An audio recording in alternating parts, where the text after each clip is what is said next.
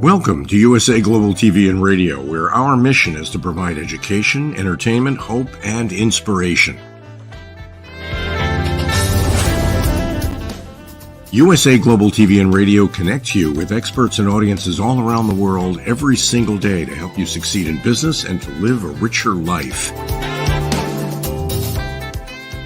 Visit us at usaglobaltv.com to learn about career and life-changing training and mentoring programs like the Listening Mentor. Subscribe to our newsletter to stay informed about our special programs and offers. Discover how you can become a guest on one of our shows or a host or producer of a USA Global TV and Radio show of your very own. That's USA Global TV and Radio, where the doctor is always in.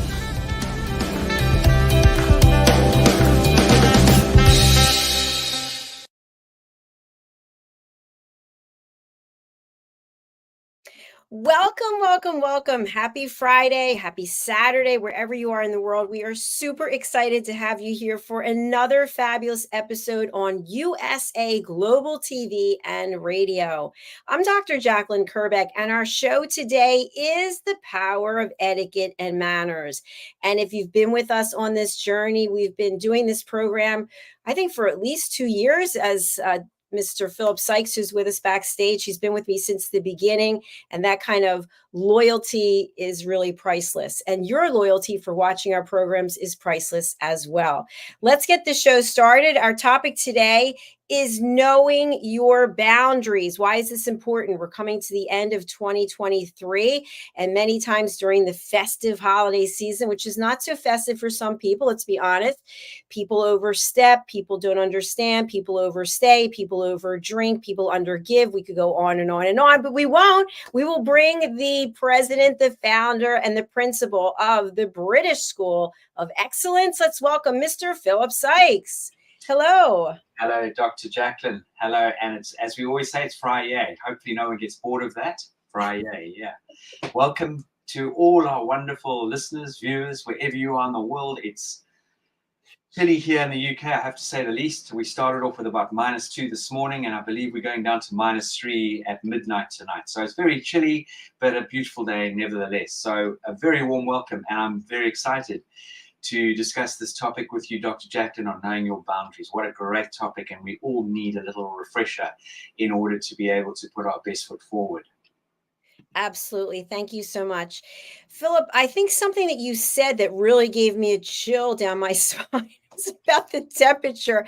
And I want to explore how the weather potentially impacts our ability to deliver positive etiquette and manners. Do you think there's any correlation? You leave your house, you come outside, it's freezing cold, maybe you miss your transportation, or you get to a meeting later, you have all these layers of clothes, you're sweating underneath it, and then maybe you're not in the best frame of mind, and it's simply because of the cold weather or the hot weather. Is it possible? Yeah, the weather definitely, absolutely, no doubt, has a huge impact and influence on your mindset and temperament. And it takes that extra bit of effort each day if you want to put your best foot forward. Look, some people are incredibly positive. The glass is always half full and they just crack on. But I think in general, especially day after day, it's starting to get dark as we speak now. So it'll be dark by about 3:40 in the afternoon. So that's in roughly 35 minutes. And it only gets light around 7:15. And when you're trudging off to public transport, and you maybe that last leg you're rushing a bit, you get onto public transport, which fortunately is generally well heated, so then you've got to derobe and you're feeling obviously very flustered and hot, and then the same thing with being on the underground. And again, we've got such a privileged transport system here, predominantly in the main part of the UK, but actually everywhere as well, in all the big cities. Yeah, there is definitely going to have an effect on you. So I just urge all of us just to make a little bit extra effort to plan ahead, plan in advance. It'll definitely help you with your mindset. It'll definitely help you with how your day unfolds. Now, we can't get it right all the time, obviously, but I can assure you with the right sort of preparation and planning, one can make that bit of difference. The other thing is find areas of things or things that you love doing that inspire you. So it could be going on your gratitude journey every day in the morning, could be, getting up early bouncing around some music that you love, doing some exercise, whatever revs your motor is something that could definitely give you that trigger and that kickstart. Excellent. Thank you so much. I'd like to explore a little bit when it comes to knowing our boundaries and setting our boundaries. This is not something that's easy for everyone to do. And I'll give an example. It's such a basic example. We've all had this situation. You're in the middle of doing something and your phone rings. And you see on the phone it's someone you know. And you know that when you pick up that phone, that is a 15-minute phone call. It's a 30-minute. Sometimes it could be an hour, and you have to do what you have to do because you're on a deadline. Or you could be working out. Maybe you're trying to achieve a goal, but you see the person's name. You're like, I answer the phone. You answer the phone. Hey, you know what? This isn't really a good time right now. I'm doing X. The person doesn't hear you, or they hear you and they think, well, X is not important as what I'm about to tell you. And now you're involved in the conversation, but you're really not listening, and you didn't want to set a boundary. They don't feel heard. You feel annoyed, and it carries through the rest of the day. What are your thoughts about this? Well, firstly, the phone is there for the receiver's convenience, not the caller's. That's number one. Number two, if you are busy doing something really important, such as taking time out to exercise, taking time out to focus on a project, turn your phone off. And that's my absolute sound advice to anybody out there. Honestly, the phone is the biggest interruption in our lives. And if the person really needs to send you a message, they can send you a text message, they can send you a WhatsApp, and they can leave you a voice message. And then at your convenience, you can attend to it. Now, I appreciate it. At times there will be an emergency. That's one of those things. But with all due respect, I think one can definitely plan to sort of put the phone aside and absolutely ignore it. Seriously, easier said than done, I know, for a lot of people nowadays, because we are so attached to our phones. But if you think it wasn't that long ago, I would like to sort of suggest most probably early 90s that we didn't have mobile phones. Not many people did. You couldn't leave the house with your telephone that was plugged into the wall. And we managed to get on with our lives pretty well back in those days. We didn't walk around holding a newspaper and walking down the street either like this, whereas everyone's now engaging on their telephones and, you know, causing traffic accidents, bumping into one another. So I think we've definitely, as human beings, are being controlled by this digital device. Absolutely. I love that analogy because you see people with the phone, and people have actually posted on social media where someone unfortunately falls through a manhole or they trip or whatever the situation is because they're so involved with the phone. Philip, I have to tell you that I would have my phone on, not on ring, but on vibrate when I was broadcasting. And it got to the point where I cannot be hosting, producing, and checking a phone. So I've had a couple of people would say, you know, I was trying to reach you, and I would get back to them and say, do you know I'm broadcasting? Yeah, you know what? I've got YouTube on. I see you there. How could I answer the phone and be doing this at the same time? So now I have do not disturb on.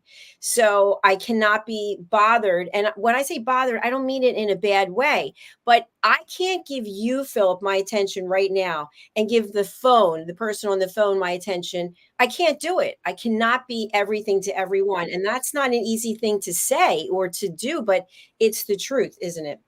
Dr. JACALYN, we can dig deep into this topic. And I know when I did the power of the power of listening, your listening program and course, the listening mentor course, one of the things you made very clear is, you know, someone barges through your through your office door and says, hey, I've got a great idea for you. And they just start blah, blah, blah, blah, blah. And if you're not connecting and engaging or ready to connect and engage, you're not going to absorb or take on board what that person is sharing with you. We need to check in with one another. We really and truly do. Do you have a moment? Is now a good time? When can I book some time with you? Because this is the crux of everything. You know, secondly, it was on Wednesday, we ran a wonderful workshop for our alumni platform on dealing with people with ADHD or coaching people with ADHD, as well as people with learning challenges. And this is a known fact. A lot of us have either a touch of ADHD, or maybe more than a touch, or we battle. Most people battle to multitask. Everyone thinks, oh, I can multitask. But really, if you think you're a good multitasker, then one of those tasks is going to be, or the ball's going to be dropped on one of those tasks. I love what you're sharing here. It's so true. And I was that person. I think I even said that when I was doing my coaching in that course, is I'd have 6 devices: iPads, iPhones, iMacs, and yeah, I'm doing all of it. No, you're really not doing anything. You're just, you think you're doing a really great job, but I wasn't. And, I remember one of my performance evaluations in corporate, and I've shared this before, it was, you're an inch deep and a mile wide. And basically, I would dig this deep into an account, and then I wouldn't see what I wanted or get the response. I'd move on to another account and another account. And at the time, it really bothered me. And it bothered me because it was true. So I had to actually look at what I'm doing. And so now I want to be fully present and engaged. And what I found is, when it comes to knowing your boundaries, that it's not always going to be the most popular decision. You're not always going to get a gold star, because it's not what the other person wants to hear. And I'll give an example. I am trying to train people that if you contact me and you say, is this a good time? And I say, you know what, Philip, it's really not a good time. And then you proceed to go on anyway. I'm going to have to say, Philip, I just told you it's not a good time, but you're still speaking to me. So do you understand I am not fully present right now? I do understand. I just need to vent. Okay, then I'm just going to put the phone down. I'm going to keep doing it. And you just keep, you do whatever it should. And that's what the person did. They just wanted to get it off their chest. They could have just talked to a wall, but they wanted to call me and talk to the phone. So that's not it. That wasn't easy for me to do. And I'm not saying I'm proud that I did it, but I had to set a boundary. You have to set boundaries also for your mindset. I think trying to adapt or adopt, should I say, this multitasking approach. Firstly, you're going to get less done, that's for sure, because these consistent interruptions, and if we feel that we've got to answer that phone, then we're going to be at fault. Even though the timing's not right, we still go ahead and answer it. We're at fault, not the caller, really, at the end of the day. Where the caller's at fault is not checking in if it's now a good time to have that conversation, or finding out when a good time is. That's whenever I make a phone call to someone, I might even preempt it by sending a WhatsApp. Are you free to chat? I did that today. And then someone came back to me and said, I'm actually away with my wife for the weekend. Can we chat on Monday? That's great. I didn't just pick up the phone assuming I could make contact with that individual. So I do believe that quite a lot of thought has to go into this. And it does take an effort, because I know we have that burning desire to phone that person or share immediately with someone, and it's not going to be convenient. And we have to really adopt that mindset where we need to think this through before we pull the trigger. I totally agree with you. And I really believe, when it comes to etiquette and manners, one thing that I'm hoping that people will take away from our conversation today is that we can become emotionally triggered by something that happens to us. And as a result, and because you're a professional, what you do and what I do, we'll sit with it now. We'll sit with what happens, we'll process it, and then use your 6-second rule, which could be a 6-day rule at this point. But we won't just react, whereas many other people will do the exact opposite. They get the news about something and they have to get, who can I call? Let me just go through. Okay, he didn't answer, she didn't answer. Let me put it on social media. I didn't get enough likes. And it just builds and builds. And then there's this letdown because they're not getting the feedback that they want. But the point is, what if you processed it and sat with it yourself and you didn't need any external validation about it? Absolutely. Absolutely. And there's tools on how to do that. As you said, take that 6 seconds, take 60 minutes, work out how important is this to transport or transmit or to get out there. And is it going to make a difference if I share it or if I don't share it? I mean, I think a lot of us, I know a lot of us have become very self-absorbed. And just changing the subject slightly, the second part of this is people making those phone calls, and they'll make them wherever they are. So they don't think that, oh, I'm on a train and now they're going to phone someone and then talk at the top of their voices. Or it could be in a restaurant. It could be in a public place. And all of a sudden, they're not just phoning and broadcasting to their friend across the telephone, the telecom communication through the telephone, but they're booming it out to everyone. And I really feel that this is something as human beings we've got to address globally.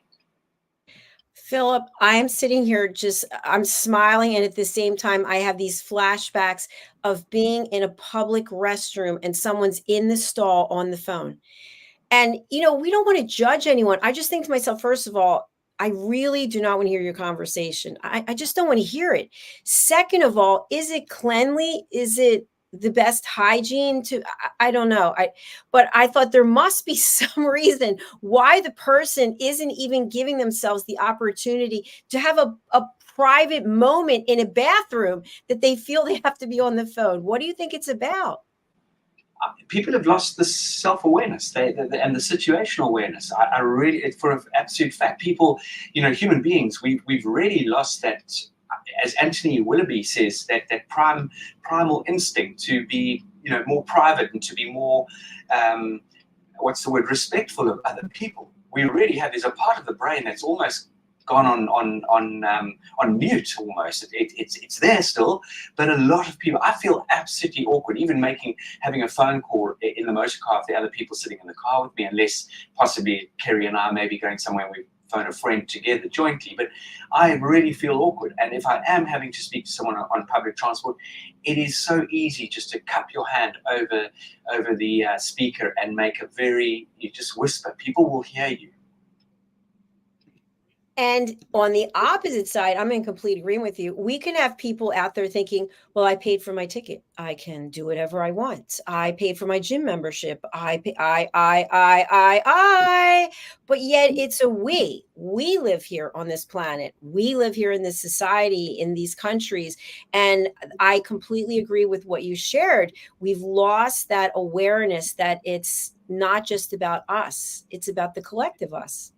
Dr. Jacalyn, someone posted something, I think it was yesterday or the day before. Here in the United Kingdom, we have Woodstock, which is a very, very big, or no, Woodstock might have been in the UK. It could have been at Glastonbury here or Woodstock. I can't remember which. But there were hundreds of thousands of people sitting calmly on these grass banks, beautifully behaved. No one looked like they were yes, sitting closely together. That's what one does at these concerts and these get-togethers, but it looked so civil and so relaxed. And I tell you what, there was no untowardness in that picture at all. If you really look closely, there was no one, causing any chaos or encroaching on another person's space. And here, as human beings, we really have lost this. There's a disconnect somewhere along the line. When that happened, I do believe that it is definitely an influence with social media and with the now mobile telephone and all the electronic gadgets that we do have at our disposal.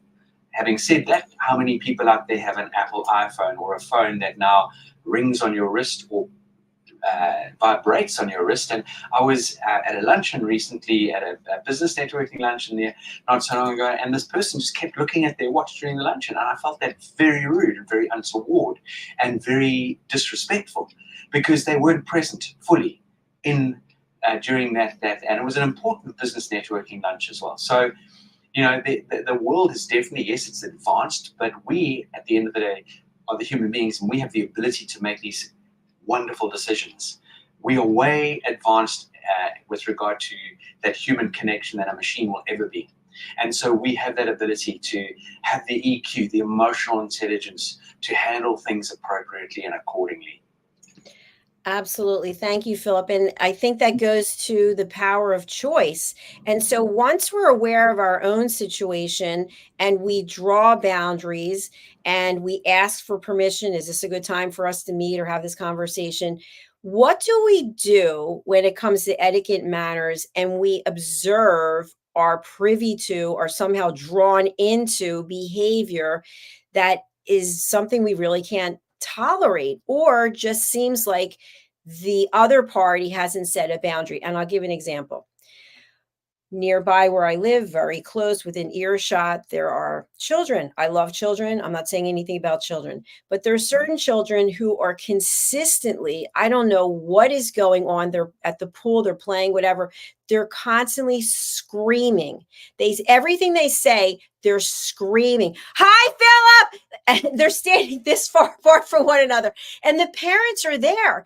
And so for whatever reason, last night when I came home, it was just really starting to bother me. And I started to walk over and I thought, I'm not going over there. What am I going to say?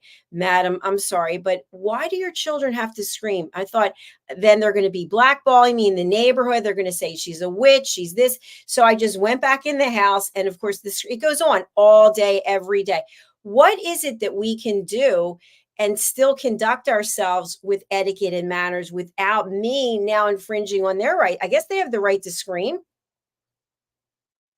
Dr. JACALYN, that is a very challenging question for a couple of reasons. However, I think, thinking on my feet here, there must be a body corporate within your complex so you can have a word with in confidence and get them to hopefully put a few signs up and or sending out a newsletter to the people that live in that region, in that area, to please ask there to be a certain temporal volume that their children should play at. Now, I know where you're coming from, because it's not just in your area, it's the world over. And parents, you see it happening in restaurants, you see it happening even in playgrounds, you see it happening in different environments, and parents almost become oblivious. They almost shut down to the fact that their child is talking at the top of their voice or shouting at a very, very high tone and screeching, and they do very little about it or nothing at all.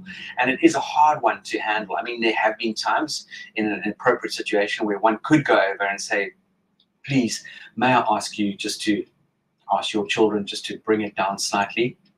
And if you do it in a wonderful sort of diplomatic way, using polished language skills, using words such as may I please ask, or don't say why do your children have to shout at the top of their voices, because that's going to be a straight accusation at someone's children, and we know how parents can be about their children and become very defensive.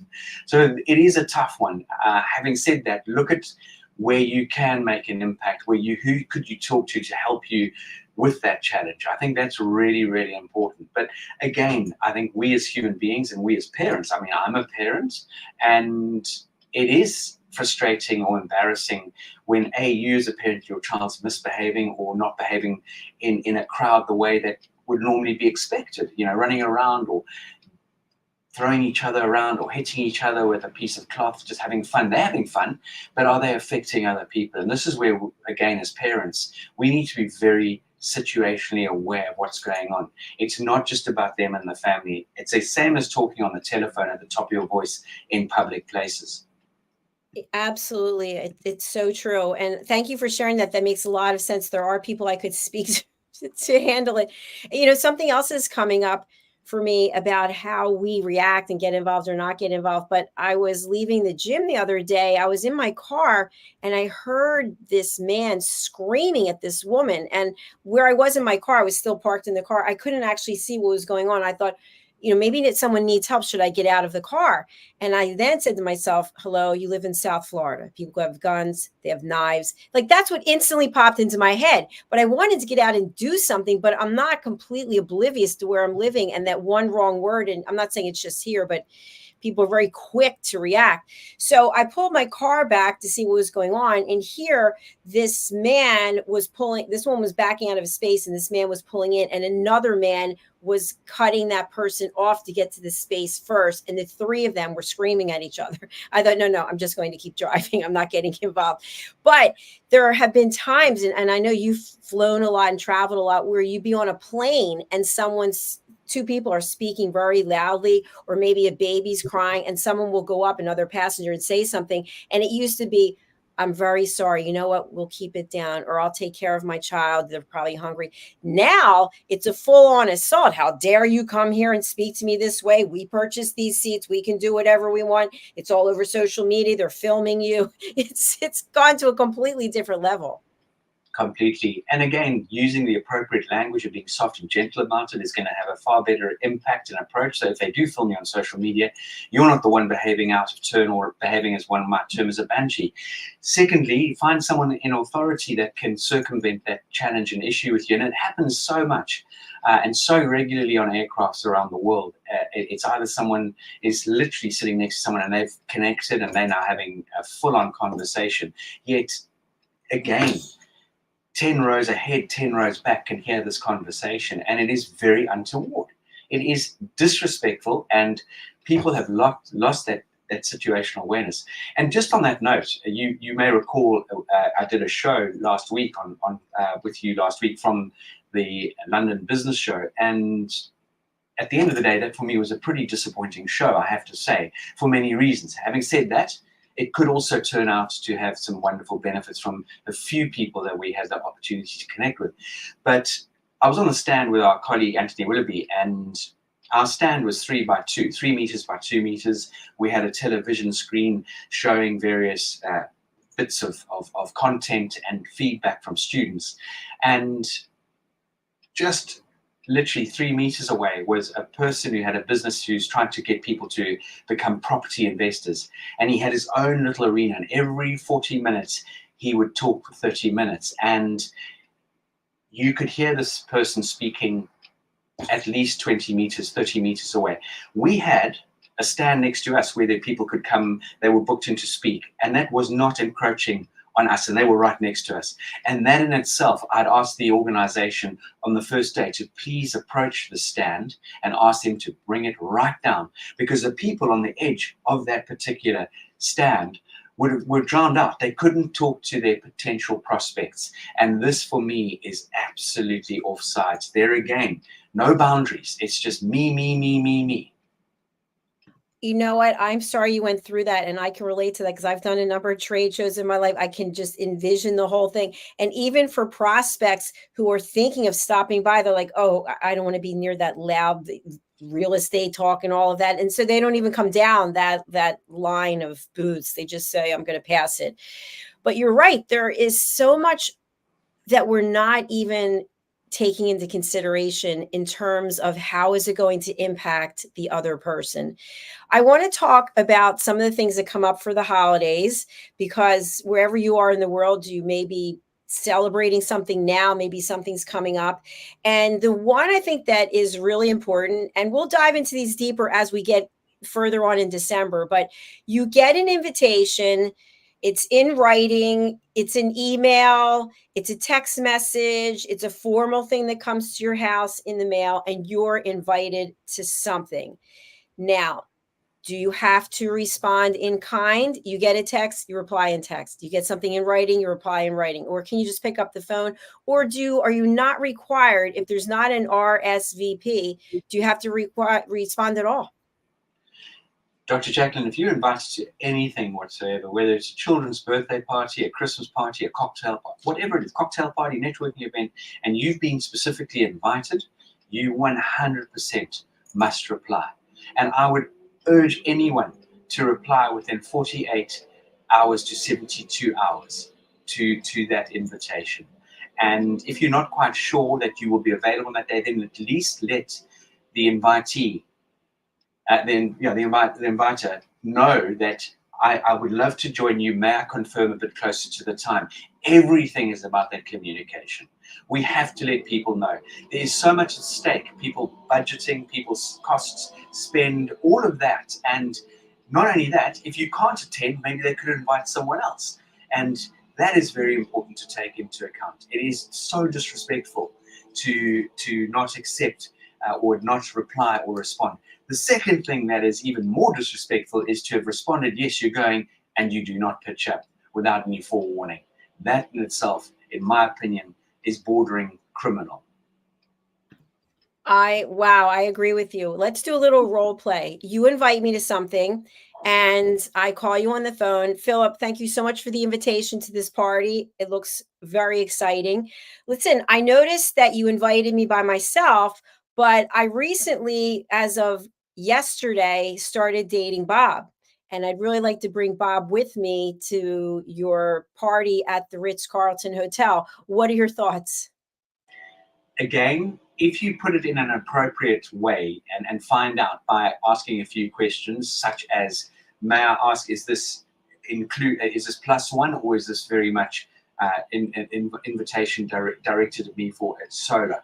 That is very important. I have to go back and share something quite amusing. My aunt, who married my mum's brother, came from a very sort of upper echelon, upper class family, and they always had a policy. If you were invited, if I were being invited to a wedding or an engagement party, no ring, no bring. So in other words, if even I couldn't even bring my girlfriend unless she was engaged. We were now engaged, or we were then married.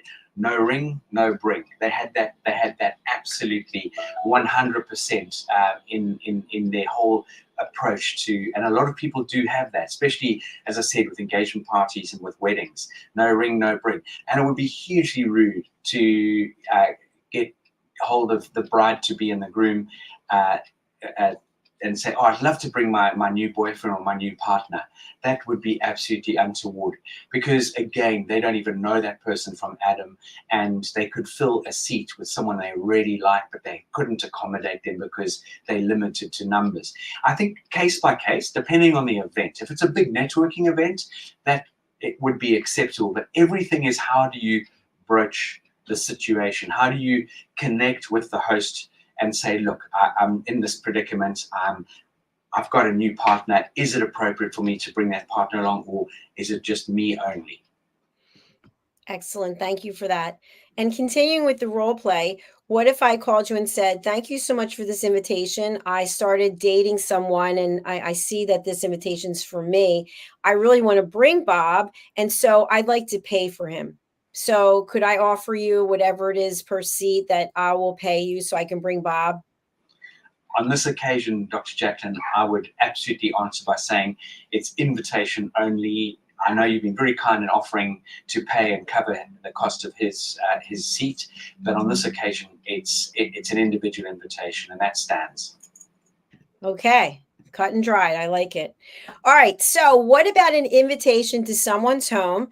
I'm invited to come to your home at 6, and I'm driving there, and I decide, I'm going to get there early. I'm going to get some early appetizers. Maybe I'll have a glass of wine, and I'll just hang out first. I'll get that nice seat on the sofa so I don't have to fight people for it. I show up at 5:30. I ring the bell, and here I am.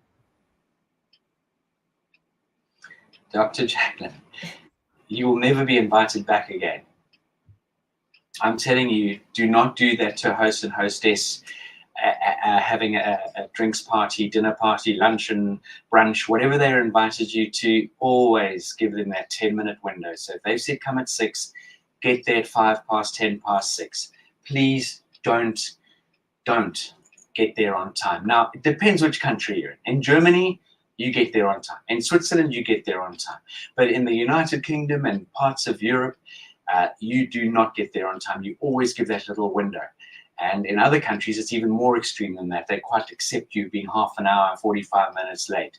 I wouldn't go down that road. I would definitely stick to just being that, I don't know why it's called fashionably late, but at the end of the day, that fashionably late phrase kicks in here.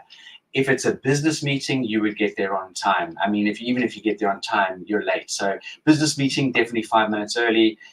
But when it comes to going to a personal home invitation, give the host and hostess that little window to get the last minute things together and not catch them by surprise. I love that. That is great information. Now, what about if you decide that you're going to show up late, fashionably late? Now, a business meeting, why should I have to be there on time? I don't need to be there for the beginning when they're just going to go through the numbers and the introductions. I'm going to get there about 30 minutes late. I show up 30 minutes late. I come in. And by the way, I love people who have graduated from your Train the Trainer course, and they're showing their etiquette and manners, how to open doors and seats. And I love it. You come in, you slam the door, you pull out the chair, you make all this noise. And by the way, I just saw this coincidentally in a yoga class. A guy showed up this is yoga, 10 minutes late, slams the door, throws his mat out, makes all kinds of noise. The instructor gives him the evil eye. He doesn't even care. He was just in his own world. But people want to give an excuse about why they're late. Do we care why they're late? We see you're late. That is one of the biggest faux pas, it's not even a faux pas, it's the wrong word. It's the biggest mistake anyone could really make in that situation, you don't need to make an announcement. You don't need to go in there. You need to go in there as timid as a mouse and just subtly just slip in there, roll your mat out quietly, make sure you shut the door very quietly. Again, situational awareness. Be aware of what's going on. It's not about you, it's about the other people. You're the muppet that's landed up being late, so be respectful. You don't need to explain to someone why you're late. You don't need to say, what have I missed? You can do that at the end of the meeting. You can do that at the end of the class. Please, everybody out there that is engaging on the power of etiquette and manners, please take note of how important this is. We've lost that sense of respect for other people, especially in these particular situations. It is not appropriate to enter the room and allowing the door to slam behind you and for you to be coming in there, pulling chairs up that screech across the floor, having a conversation with the person next to you. That's out, absolutely out. That is a big NO in capital letters. 100%. I want to explore a couple of other examples, and this involves people who are providing a service. So whether it's someone who's doing your hair, your nails, maybe you're getting a massage, whatever it happens to be, you are in their chair, right? You're paying for a service and they're going to deliver the service. And they ask you, how are you doing today, Philip? You know what? I'm really not doing too well. Actually, this happened and that happened and that happened and this happened. And the people in the other chairs can hear. And now this person who's an expert in cutting hair is now a therapist. This happens all the time. And now you're giving all this information about your loved ones, if they were there and heard you talking about them in that manner, and then you pay your bill and you just leave. Just like, what about this, Philip? Again, I mean, hopefully, I don't know if that's common sense not to do that, but sense is common. So it's a rapport you've built up with that specific person. I know for a fact that, for example, Kerry, my wife, goes to a specific nail salon, and I know for a fact she might share some very light bits of information about Hardy in a school play and ask about their children, but I know for a fact that she won't be engaging in anything personal whatsoever. But she comes back and she tells me some very amusing stories or very sad stories, and I don't think that's appropriate for people to, and it doesn't necessarily need to be dirty laundry, but just share your bits and pieces in your personal life to a room of strangers, even though you have a good rapport with your hairdresser, your stylist, or whoever you might be engaging with. I think there's a time and place for these sort of things, and you hear it not just in those situations. You often hear it, someone drowning their sorrows at a bar and sharing their whole life story with the bartender, and again, not appropriate. Thank you for that clarification. Okay, I've got one more. You are invited to a holiday party. It's your company's party, or you're invited to someone's house for the party. And the invitation says 6 till, 6 question mark. But there's been no actual definitive end of the party. Now, if it's a wedding, you can pretty much figure out it's 4 hours. I mean, you could use some common sense, but many times we don't use common sense, and we're the last person there. And you see, maybe if it's a company event, the cleaning crew is coming and they're taking everything near someone's house. The dishes are already put away. The one spouse is going to bed and the other one is still there waiting for you to leave. Do you want to be the last person at the function? I think we've all been there, the last person at the function. I think we've learned the hard way, and you've had one too many, no doubt. And you feel you've become a bit bulletproof, and you feel that, gee, this is just the best party ever, and you don't want it to end. With all due respect, we've all been down that road. And I feel that if you've been invited to a dinner party, let's say 7 for 7:30, you get there 10 past 7, you have an aperitif, you have maybe a few hors d'oeuvres, or canapes are being served, and then you sit, let's say, around 7:30. I would always give you the guidance and steering of departure between 10:30 and 11. So between 3.5 and 4 hours is an appropriate time to be at a home dinner party, and even more so in a restaurant, because you've got to take into account the staff members have to get back home and that sort of thing. You know, many years ago when I had my restaurant in Cape Town back in the early 90s, we did have situations where people, they felt they've paid a huge amount of money to be there. They're now 4 sheets to the wind, let alone 2 sheets to the wind. And now they feel they can just stay on and stay on. And all of a sudden it's 1 a.m. in the morning, which is definitely untoward. And that is not fair on any level, unless the maitre d' or the owner has now pulled up a chair and is joining in, and that's something completely separate and different. On the other note, Dr. Jacalyn, I would always suggest a 3 to 4 hour window. I mean, there's only so much alcohol you can drink, and there's only so much one can eat. And there's, again, going to be hopefully good conversation. And there's only so many conversations that one really needs to have in that particular situation. So just be mindful, be observant, look around, what's going on, read the signs, and make a judgment call from there. And if you see that you're the second to last person leaving, leave with that person. You know, in other words, you're sort of thinking of leaving, the last couple are about to leave with them, and let the host and hostess be in peace.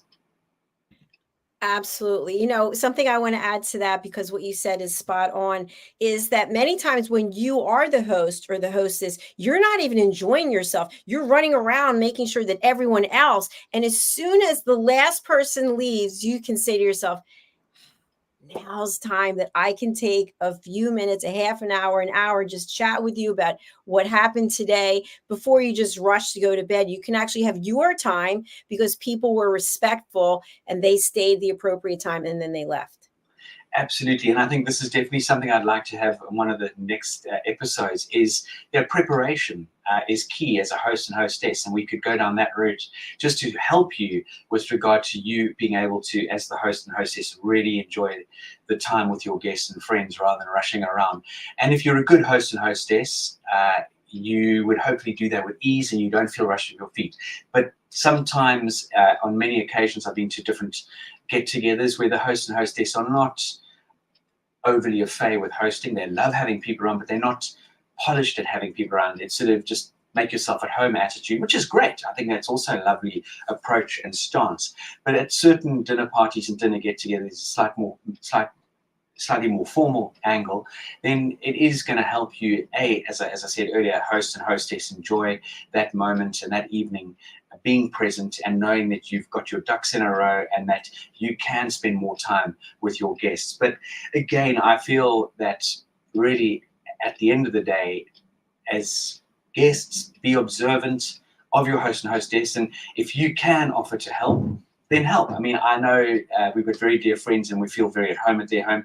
And my dear friend's wife says to me, call his name Michael. Michael is not a good wine pourer, Philip. I'm going to hand over that duty to you. Please play host when it comes to pouring.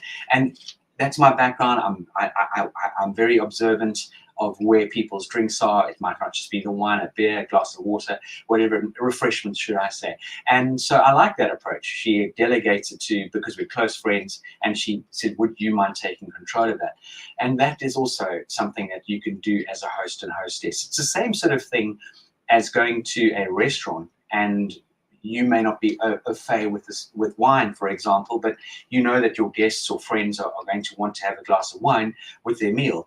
You may want to then say to someone that you know in your party who's not going to take the mickey and go for the most expensive bottle of wine, but goes for a reasonably priced bottle of wine and understands wine to a reasonable degree and sort of gets everyone's take on the wine, the choice of wine.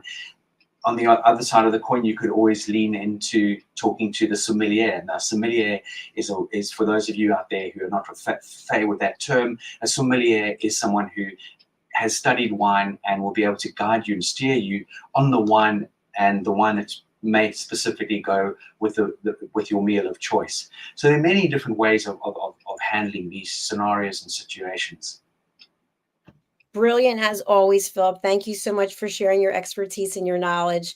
I really do appreciate it. I just want to highlight that December the 14th is a special event that is being sponsored by the British School of Excellence.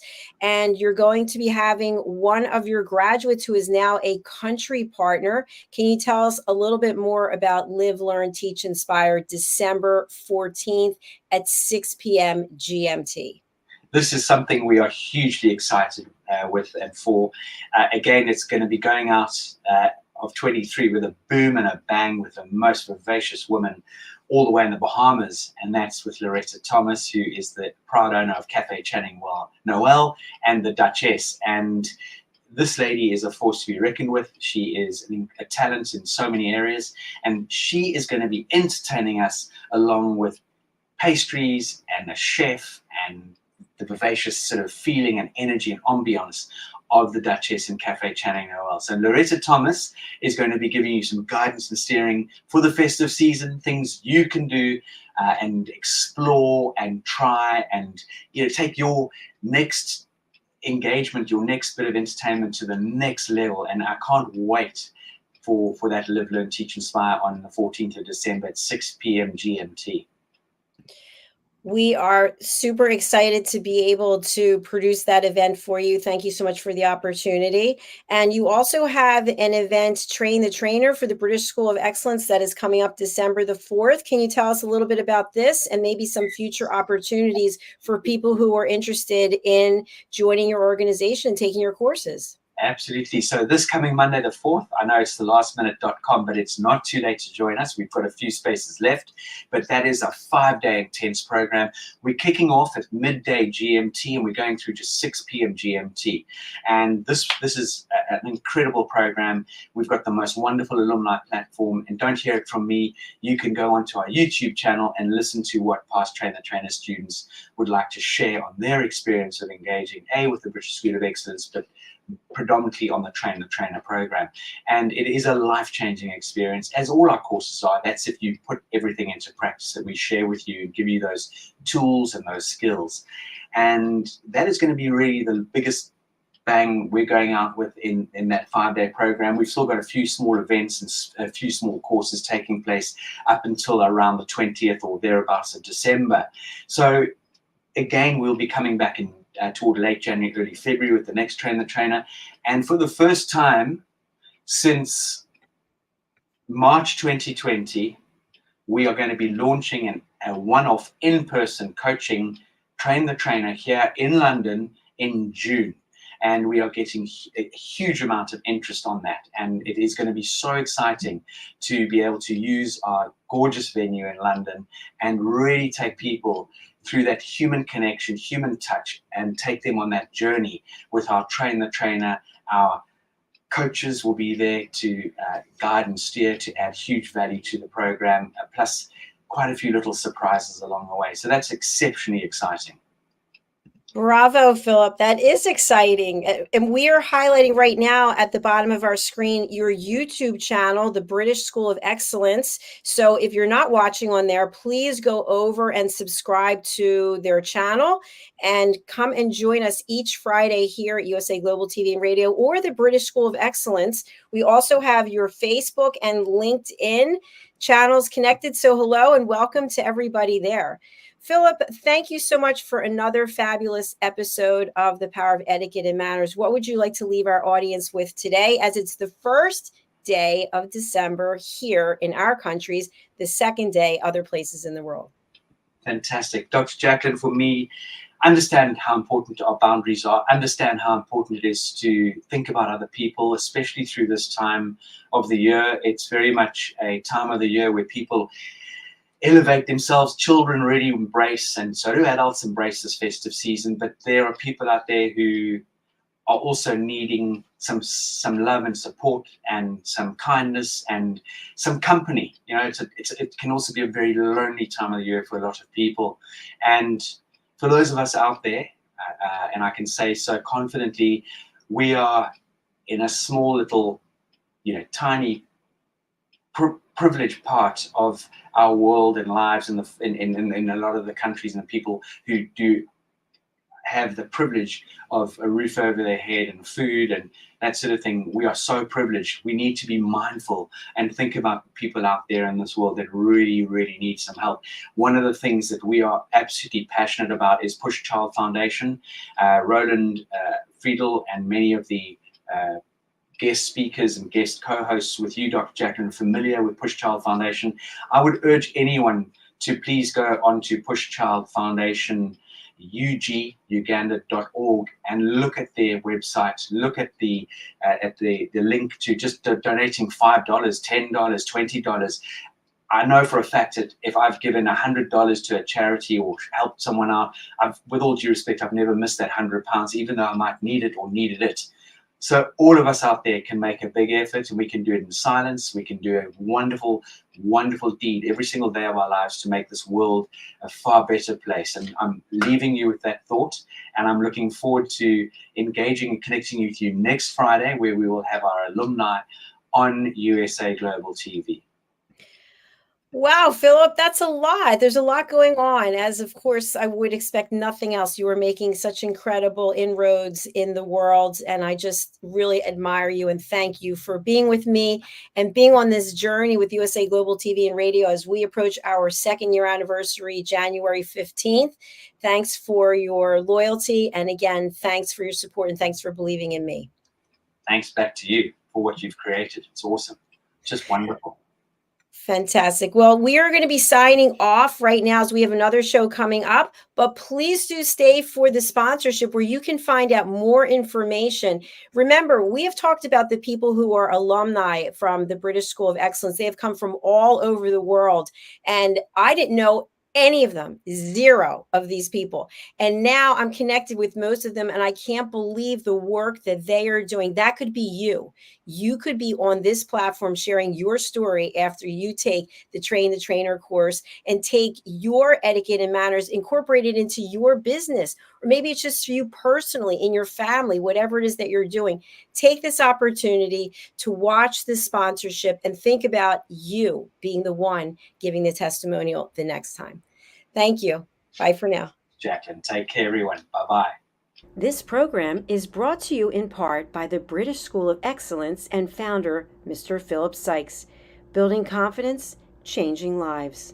Do you share our view that etiquette is a set of modern life skills that are essential for personal and professional success? Join us as an etiquette coach and change people's lives through the power of etiquette and manners. The last few days have been really amazing. I had a trainer course from the British School of Etiquette. And I must say it's been one of the best decisions I've ever made and one of the best investments I've made in my own training and development. Now, words alone will not describe the transformation and the positive path that I have traveled with the British School of Etiquette. I find I learned a lot from the lessons this time I came. The last few days with the British School of Etiquette have been fantastic. And what I've learned now is really beyond my expectations. This is the most rewarding experience and the best investment I have made this year. It was just great. I learned so much, and when I go back to Belgium I will incorporate a lot of it into my day-to-day life and business. It's been absolutely wonderful for the whole week that we were here. I feel transformed, and I feel like blowing a trumpet and tell people, come and do this school, this class is the best, this is the best school ever. You should take it. It will change your life immediately. I am now able to teach other people how to bring the best of them. Thank you. Thank you, BSD. Thank you. Thank you so much. Thank you. Thank you to our clients for their testimonials on the Train the Trainer program. Our exponential and global growth is so significant that we've evolved from the British School of Etiquette to the British School of Excellence, where we're investors in people. Let us invest in you and your career. Contact us to become an etiquette coach. Go to thebritishschoolofexcellence.com. Start your career and elevate your success today.